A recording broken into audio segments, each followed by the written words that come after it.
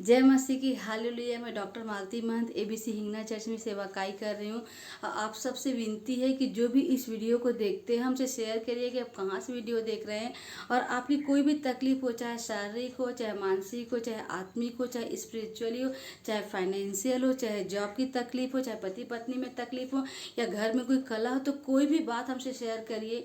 मैं हफ्ते में एक दिन उपवास रखती हूँ, घुटने टेक के आपसे खुदावन के लिए प्रार्थना करूँगी। बट अपने अपने तकलीफ को मुझे शेयर करिए। यदि वचन आप देखते हो तो आपकी ज़िंदगी में कोई भी अद्भुत कार्य होता है तो खुदावन को महिमा दीजिएगा, हमसे अपनी गवाही शेयर करिएगा।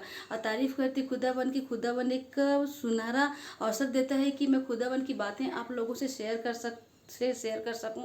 और आप भी इस वचन को देखिए और खुदा वचनों के बातों में आगे बढ़ते जाइए। तारीफ करती खुदावन की। अभी हम मत्ती की 13 चैप्टर में पहुंच गए हैं और मैं जो शीर्षक दिखा रही हूँ वो है बीज बोने वाले का दृष्टांत।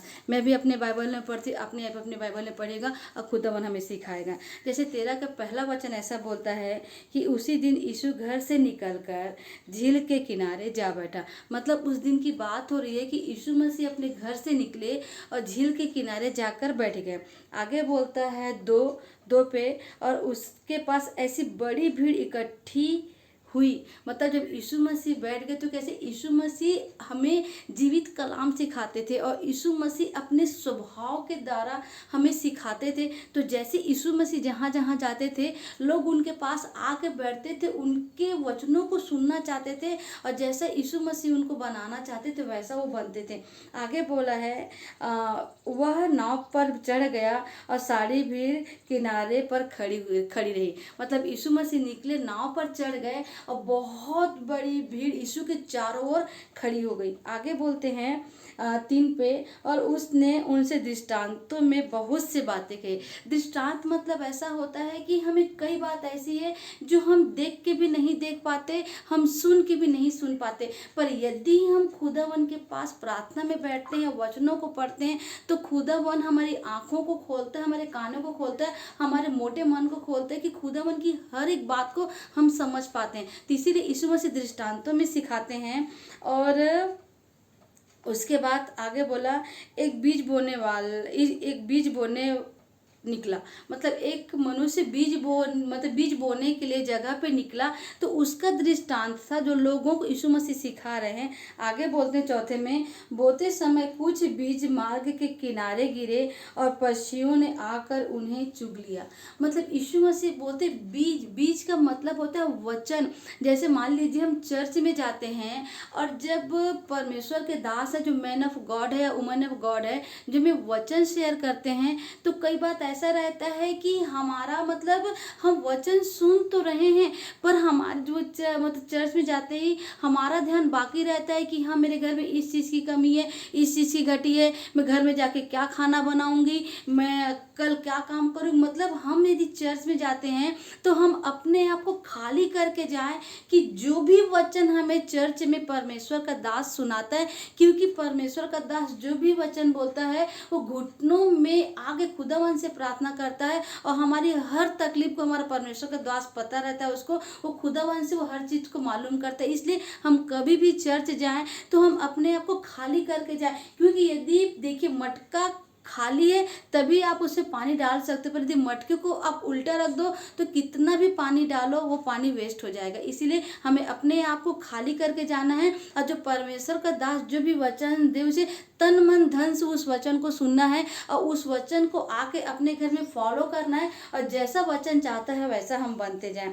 दूसरी बात बोलते हैं 5वें पे, कुछ बीज पथरीली भूमि पर गिरे जहाँ उन्हें बहुत सी मिट्टी मिली और गहरी मिट्टी न मिलने के कारण वे जल्द उग न पाए। मतलब ऐसा होता है कि अब कई बीज ऐसे जगह पे गिरते हैं जहाँ पे पत्थर है, वहाँ पे उनको मिट्टी नहीं मिल पाती, और उस दौरान वो मिट्टी नहीं मिल पाने की वजह से वो पौधा उग नहीं पाता। मतलब ऐसा होता है कि हम जब खुदावन की राहों में आएंगे तो हमें तकलीफें मिलेंगी, पर उस तकलीफों को हमें खुदा बाप के पास देना है, क्योंकि खुदावन को पता है कि हमें किस चीज़ की घटी है और खुदावन उस घटी से हमें निकालता है। मतलब हर तकलीफ में हमें संसार की ओर देखने के बजाय हमें आंखें उठाकर अपने खुदावन के पास देखना है, खुदावन से प्रार्थना करना है, और खुदावन अपने दास द्वारा और हमारी बाकी जरूरतों खुदावन पूरा करेगा। उसके बाद 6वें वचन में बोलता है, पर सूरज निकलने पर वह जल गए और जड़ न पकड़ते से सूख गया। मतलब ऐसा दिखाया कि वो उनको मिट्टी मिली नहीं तो उनको पानी नहीं मिलेगा, और ऐसा होगा कि सूरज की इतनी रोशनी आएगी कि सूरज का प्रकाश से वो जल जाएंगे कि उनको नीचे से मतलब पानी नहीं मिला। हमें जो जीवन का सोता मिलता है वो जीवन का वचन है। हम यदि भूखे रह सकते हैं, पर भूखे रह के साथ हम खाना खाएंगे, वो संडास द्वारा हमारे शरीर से निकल जाएगा, वो हमें वो शारीरिक रूप से मजबूत बनाता है। पर जो ये हम वचन पढ़ते हैं ये हमें आत्मिक रूप से मजबूत बनाता है। यदि हम भोजन नहीं भी करेंगे शायद एक हफ्ते तो हम जीवित रहेंगे, मरेंगे नहीं, पर यदि हम इस वचन को फॉलो नहीं करेंगे तो संसार की बहुत सारी तकलीफें हमारे अंदर आएंगी और उस तकलीफ से हमारी ज़िंदगी में परेशानी आने लग जाएगी। इसलिए हे प्रियो, आपसे विनती है कि जब वचन पढ़ते हो तो खुदावन को अपने हृदय में कार्य करने दो और जैसा खुदावन चाहता वैसा हम बनते जाएं। उसके बाद 7वें में बोलता है, कुछ भी झाड़ियों में गिरे और झाड़ियों ने बनकर उन्हें दबा दिया।